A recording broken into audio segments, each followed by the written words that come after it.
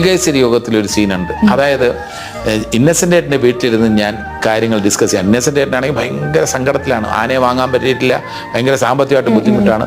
അപ്പോൾ അതിൻ്റെ കാര്യം പറഞ്ഞുകൊണ്ടിരിക്കുമ്പോൾ ഞാൻ ഒരു കുസൃതി പോലെ റിയൽ ഷോട്ടിൽ നടക്കാൻ, ഇത് പ്ലാൻ ചെയ്തൊന്നുമല്ല, ഞാൻ ഇന്നസെന്റ് ഏട്ടൻ പറയുന്നതനുസരിച്ച് ഞാൻ ഇങ്ങനെ ഒരു ചെടിയിൽ ഇങ്ങനെ അവിടെ നടുവിലൊരു ചെടിയിലുണ്ട്, ഈ ചെടിയിൽ ഞാൻ ഇങ്ങനെ പിടിച്ചോണ്ട് കേട്ടോണ്ടിരിക്കണം, ഇങ്ങനെ പിടിച്ചോണ്ടിരുന്നിട്ട് ഒരു സ്റ്റേജിലെത്തുമ്പോൾ ഈ ചെടി എൻ്റെ കയ്യിൽ വന്നു.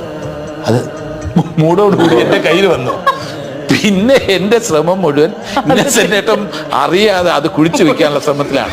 ഇന്നസെന്റ് ഏട്ടൻ അറിയാതെ ഞാൻ ഇങ്ങനെ ചെറുതായിട്ട് കുഴിച്ചു വെക്കാൻ ശ്രമിച്ചിട്ട്, ഇത് സംവിധായകൻ പറഞ്ഞതല്ല, സീനിലുള്ളതുമല്ല, ഞാൻ പതുക്കെ ഇങ്ങനെ കുഴിച്ചു വെക്കും.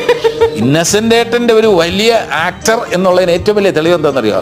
ഇന്നസെന്റ് ഏട്ടൻ ഇങ്ങനെയൊക്കെ കഴിഞ്ഞിട്ട് ഡയലോഗ് തീർന്നതിന് ശേഷം നീ എന്തായി കാണിക്കേ, അതും ശ്രദ്ധിച്ച്